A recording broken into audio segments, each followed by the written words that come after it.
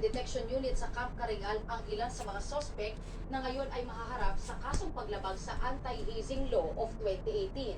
Ang iba naman nilang kasamahan, patuloy pang tinutugis ng pulis. Liza Aquino, ABS-CBN News. Ito po, pasinsabi muli sapagkat ang inyong mapapanood ay kung saan patay ang magkapatid na bata matapos umanong gilitan sa loob ng kanilang bahay sa may Magallanes, Cavite, Lunes ng umaga. Agaw po.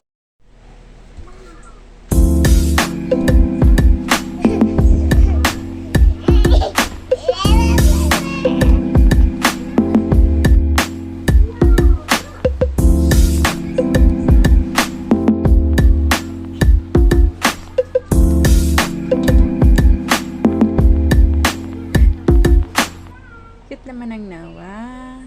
Gwapo naman yan.